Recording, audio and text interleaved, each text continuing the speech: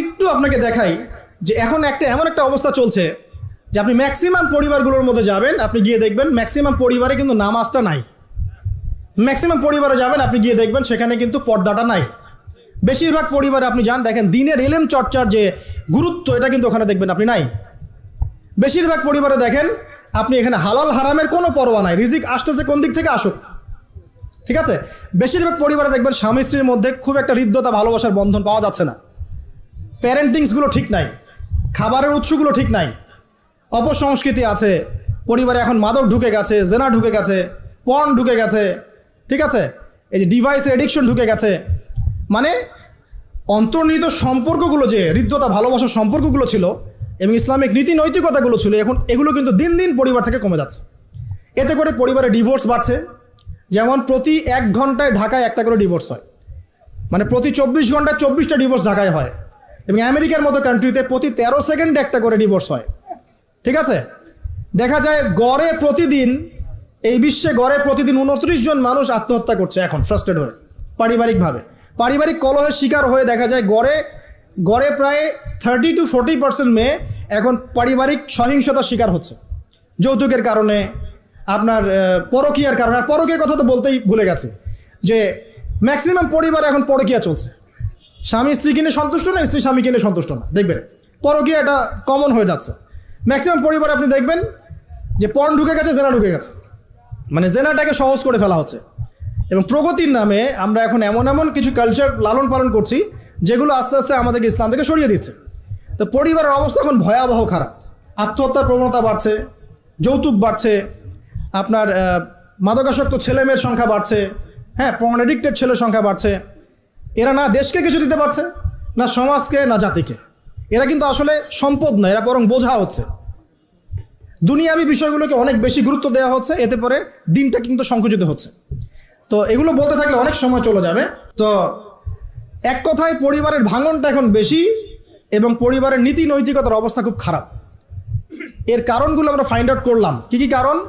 1 number ধরেন কোরআনের তালিম চর্চা উঠে যাওয়া, তাওহীদ উঠে যাওয়া, শিরিকের অনুপ্রবেশ, সুন্নত উঠে যাওয়া, বেদাতগুলো ঢুকে যাওয়া, পরিবারে হারাম রিজিক ঢুকে যাওয়া, পরিবারের কর্তাদের নীরব ভূমিকা, হ্যাঁ, পরিবারে হাজরা আলাইহিস সালামের মতো মা না থাকা, পরিবারে খাদিজা রাদিয়াল্লাহু আনহার মতো স্ত্রী না থাকা, অনেক কারণ।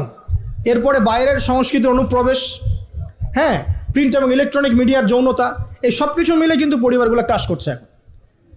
এতে করে দেখবেন অনেক সমস্যা হচ্ছে। যৌতুক তো বললাম, সবচেয়ে বড় কথা আপোষের যে মিল মোহব্বত, ওয়াজআলা বাইনাকুম মাওয়াজ্জাতা ওয়া রাহমা, এটা আস্তে আস্তে কমে যাচ্ছে। এবং পরিবার যখন এরকম ভাঙনের শিকার হচ্ছে তখন দেখবেন সমাজের মধ্যে স্ট্যাবিলিটি নষ্ট হচ্ছে, এবং এই সমাজগুলো দিয়ে আপনি কখনো আদর্শ রাষ্ট্র কায়েম করতে পারবেন না। এখন আসেন জাস্ট এখান থেকে আমি আলোচনার শেষের দিকে যাব অল্প সময়, যে আমরা এখন কি কি কাজ করলে কিভাবে স্টার্ট করব আর কিভাবে আমরা এটাকে সলভ করতে পারি। এই সলিউশনটা 2 রকম। 1 নম্বর হচ্ছে যারা অলরেডি পরিবারে ঢুকে গেছেন তাদেরকে অন্য জায়গা থেকে শুরু করতে হবে। মানে যারা অলরেডি পরিবারে ঢুকে গেছেন আপনাদেরকে তওবা করে ফিরে এসে আবার শুরু করতে হবে। আর যারা পরিবারে এখনও ঢোকেন নাই, আপনারা এখনও সৌভাগ্যবান। এখন থেকে যদি আপনারা এই নসিহতগুলো মেনে চলতে পারেন, ইনশাআল্লাহ আপনার পরিবারটা 8-10টা পরিবারের মতো হবে না ইনশাআল্লাহ। প্রথমে বলি তাদের কথা, যারা পরিবারে ঢুকে গেছি আমরা, তাদের কাজ কি? তাদের প্রথম কাজ হচ্ছে ঠান্ডা মাথায় বিশ্বের পরিস্থিতি, সমাজ দেশের পরিস্থিতিগুলো নিয়ে চিন্তা করা, ঠান্ডা মাথায় যে হচ্ছেটা কি আসলে। যখন দেখবো যে না আসলে ভালো কিছু হচ্ছে না, খারাপ হচ্ছে, তখন আপনার ভুলটা কোথায় সেটা আপনাকে ফাইন্ড আউট করতে হবে।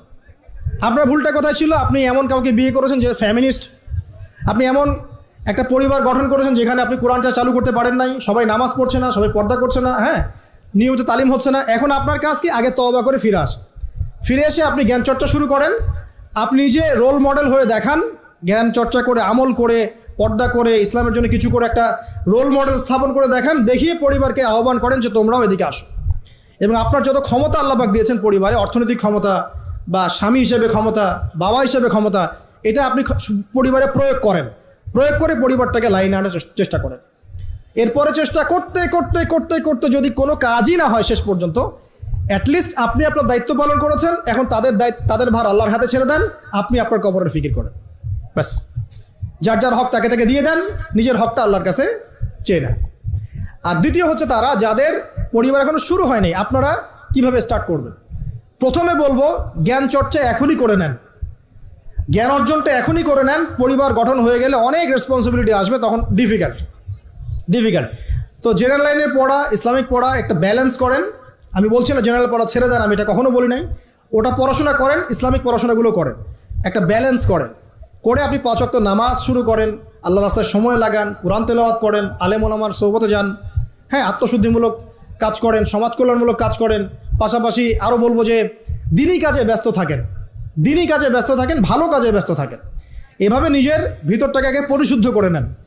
এরপর আপনি একটা হালাল রিজিকের চেষ্টা করেন, একটা হালাল পবিত্র রিজিক হোক, সেটা কৃষিকাজ। লজ্জার কিচ্ছু নাই, কৃষিকাজ লজ্জার কোনো প্রফেশন নয়, গর্বের প্রফেশন। কারণ আল্লাহ পাক বহু নবীকে রাখালি করিয়েছেন, পশুপালন করিয়েছেন। জানেন, মুসা আলাইহিস সালামকে আল্লাহ পাক পশুপালন করিয়েছেন 8 বছর 10 বছর। এগুলো কোনো লজ্জার প্রফেশন নয়, এটা গর্বের প্রফেশন। আপনি হালাল রিজিক, অর্থনীতি হোক, আপনার কৃষিভিত্তিক হোক, বা ব্যবসা করেন হালাল কোনো, বা গভর্নমেন্ট জব, বড় বড় গভর্নমেন্ট জবের জন্য ট্রাই করেন, সেটাও ভালো। যদি না পান, বেসরকারি জব পান, আলহামদুলিল্লাহ। খেয়াল রাখবেন, জব করতে গিয়ে, ব্যবসা করতে গিয়ে এবং রিজিকের সন্ধান করতে গিয়ে আপনার নামাজ যেন ছুটে না যায়, আপনার রিজিকে হারাম যেন ঢুকে না যায়, আপনাকে যেন সুদ খেতে না হয়, আপনাকে যেন ফ্রি মিক্সিংয়ে যেতে না হয়। এগুলো খেয়াল রাখেন। খেয়াল রেখে একটা হালাল রিজিকের সোর্স আগে বের করেন। প্রয়োজনে উদ্যোক্তা হন, নতুন কিছু উদ্যোগ গ্রহণ করেন, উদ্যোক্তা হয়ে নিজে কিছু প্রতিষ্ঠা করে দেখান, এমন কিছু করেন। এরপরে আপনি বিএড ফিকিরটা করেন, রিজিকের ব্যবস্থাটা আগে করে নেন, তারপরে ওদিকে যান। আপনার আপন ভাই হিসেবে আমি কথাগুলো বলছি, মনে করেন। এরপরে আপনি যখন বিয়ে করবেন, বললাম তো, মেয়ের জাস্ট দিনদারিতা দেখবেন। হ্যাঁ, এর উপর যদি সৌন্দর্য থাকে আলহামদুলিল্লাহ, বংশ ভালো হয় আলহামদুলিল্লাহ, মেয়ের অর্থ সম্পদ আছে আলহামদুলিল্লাহ।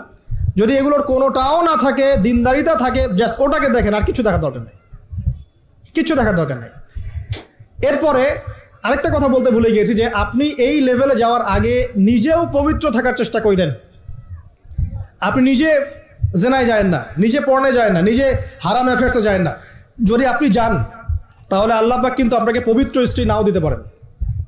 এটাই আল্লাহ পাকের নীতি, যে একজন পবিত্র মানুষ পায়। ঠিক আছে, যে যেমন আল্লাহ পাক তাকে তেমন মিলিয়ে দেন, এটা আল্লাহ পাকের একটা সুন্নাহ। এর ব্যতিক্রম হতে পারে, কিন্তু আপনি যদি পবিত্র না থাকেন, আপনি পবিত্র স্ত্রী নাও পেতে পারেন। তা আপনি আগে নিজে পবিত্র থাকেন, তারপরে আপনি এখন মেয়ে দেখেন।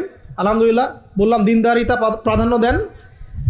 এখানে হাদিসে এটা বলা হয় নাই যে 4টা গুণ দেখে বিয়ে করো, বরং বলা হয়েছে 4টা গুণ দেখে সাধারণত বিয়ে করা হয়। ঠিক আছে, করো আদেশটা এমন নয়। কেউ টাকা দেখে, কেউ সৌন্দর্য দেখে, কেউ দেখে বংশ। তুমি দেখো দিন। নবীজি বলছেন তুমি দিন দেখো, না হলে তোমার হাত ধুলোয় ধূসরিত হবে, মানে ধ্বংস হয়ে যাবে তুমি। আর দিন দেখার ক্ষেত্রে শুধু বাইরের গেট আপটা যথেষ্ট নয়, তার পড়াশোনা দেখেন, তার হিস্ট্রি ঘাটবেন, তার অতীতে সে কোথায় কোথায় পড়াশোনা করেছে, কি করেছে, খোঁজ খবর নেবেন। হুট করে তাড়াহুড়া করে কোনো ডিসিশন নিয়ে ফেলবেন না, এটা খুব ভুল করে মানুষ। ঠিক আছে, তার হিস্ট্রি ঘাটেন, যে সে কোথায় পড়াশোনা করেছে, কি করেছে না করেছে। তার পরিবারের বায়োডাটা ঘাটেন, তার পরিবারের সদস্যরা কেমন, নামাজ পড়ে কি না, তার ইসলামের প্রতি কেমন ধারণা পোষণ করে।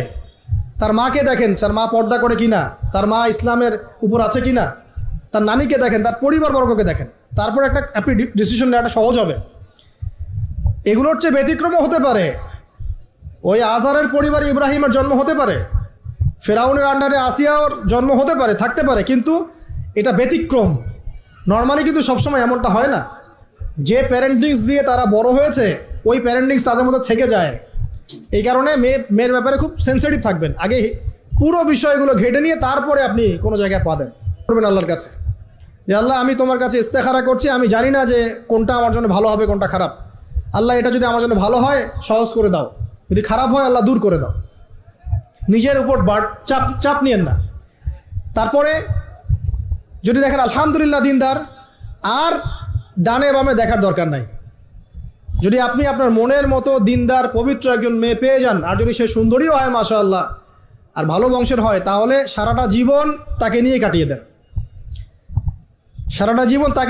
দেন, আপনি হ্যাপি হবেন ইনশাআল্লাহ।